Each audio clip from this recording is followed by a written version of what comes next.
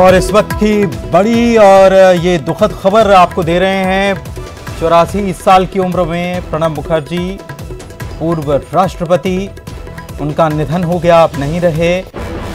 ये बड़ी खबर, बेहद दुखद खबर। और उनके बेटे ने इस बात की जानकारी दी है कि प्रणब दा अब नहीं रहे। 84 साल की उम्र में उन्होंने अंतिम सांस ली। काफी दिनों से अस्पताल में उनका इलाज चल रहा था। कई सारे पदों पर आसीन रहने वाले और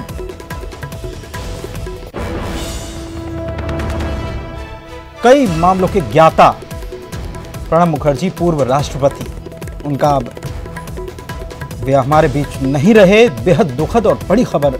शंकर हमारे सहयोगी भी हमारे साथ जुड़े हुए हैं इस वक्त। शंकर, बेहद दर्दनाक खबर, दुखद खबर कि प्रणब दा हमारे बीच नहीं रहे।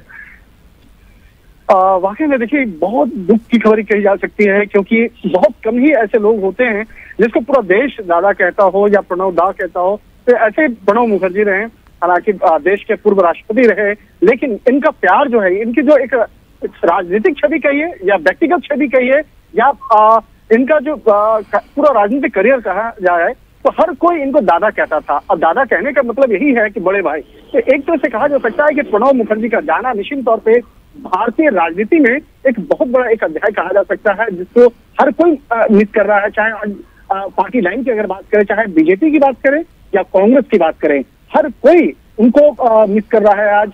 और जैसे ही इस मामले की जानकारी मिली और इस मामले में हर कोई अब अपनी जो दुख और जो इस मामले में अपनी भावनाओं को व्यक्त करने में लगे हैं। और अगर बात करें राजनीतिक गलियारों की बात करें, तो हर कोई, चाहे वो बीजेपी हो, कांग्रेस हो, तृणमूल कांग्रेस हो या कोई क्षेत्रीय पार्टियों हो, हर कोई उनके पार्टी के जो बड़े नेता हैं वो इस मामले में अपने ट्वीट करके अपनी जानकारी, अपनी जो भावना है उसको साझा कर रहे हैं। तो एक तरह से कहा जा सकता है कि भारतीय राजनीति में एक बहुत बड़ा नुकसान हुआ है। हालांकि पिछले काफी दिनों से वो हॉस्पिटलाइज थे और उनका इलाज चल रहा था, लेकिन आज जिस तरह से बकायदा आर्मी हॉस्पिटल से बकायदा मेडिकल बुलेटिन जारी करते हुए और इस मामले में जानकारी दी गई। और इस मामले में उनके पुत्र ने भी, अभिषेक जो ने, उन्होंने एक ट्वीट करके इस मामले पर जानकारी दिया। तो वो अब नहीं रहे, प्रणब मुखर्जी नहीं रहे। तो कहीं न कहीं इस मामले पर पूरे देश भर में एक शोक की लहर दौड़ चुकी है। और खास तौर पर अगर बात किया जाए तो जो केंद्र सरकार है, मौजूदा केंद्र सरकार की बात करें, उनके तरफ से भी कई नेता जो मिनिस्टर्स हैं बकायदा, वो अपनी दुख भरा जो एक भावना, जो संदेश है, वो अब इस मामले पे दे रहे हैं। एक तरह से कहा जा सकता है कि प्रणब मुखर्जी का जाना एक भारतीय राजनीति में एक बहुत बड़ा दुख और एक कहा जा सकता है कि एक अलग ही एक संदेश जो है उन्होंने दिए गए हैं। हालांकि एक तरह से कहा जा सकता है कि थोड़ी देर के बाद तमाम जो केंद्रीय मंत्री की बात करें या तमाम जो बड़े नेता की बात करें, वो अब आर्मी हॉस्पिटल में पहुंचेंगे। हालांकि आर्मी हॉस्पिटल के बाद उनका जो पार्थिव शरीर जो है उनके आवास पे यहाँ पे लाया जाएगा और उसके बाद फिर हर लोग जो है उनको अंतिम संस्कार, अपने अंतिम दर्शन के लिए वो उनका आएंगे और उनको श्रद्धांजलि देंगे। तो एक तरह से कहा जा सकता है कि अब धीरे धीरे लोग जो है आर्मी अस्पताल की ओर जाना निकलने लगे हैं और आर्मी अस्पताल के बाहर वहाँ पर सुरक्षा व्यवस्था काफी कड़ी कर दी गई है।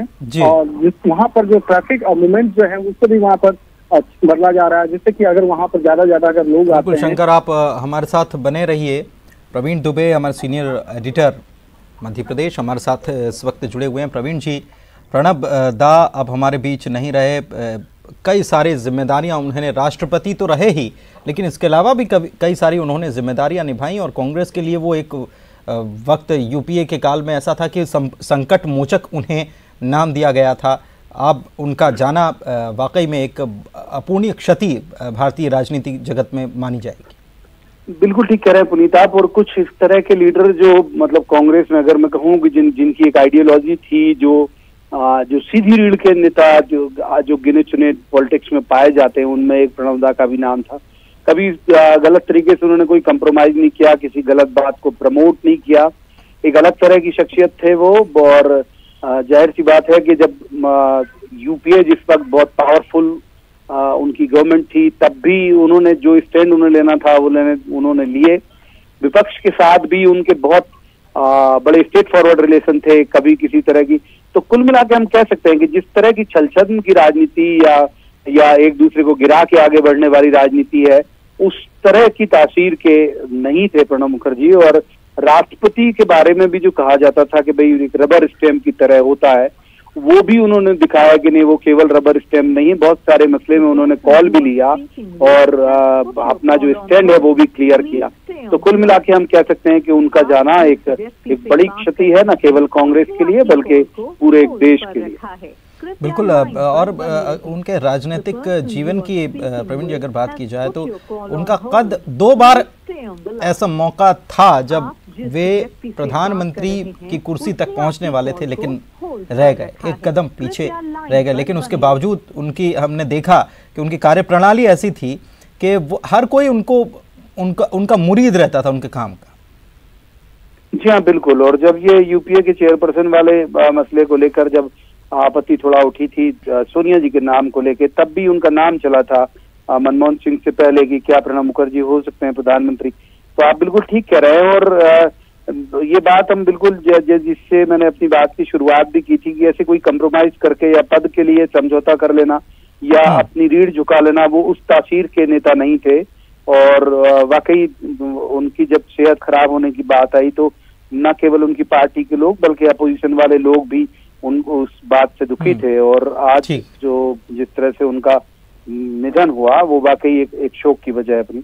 बिल्कुल, शुक्रिया प्रवीण जी। और ये बड़ी खबर, लगातार इस पर हम बने हुए हैं।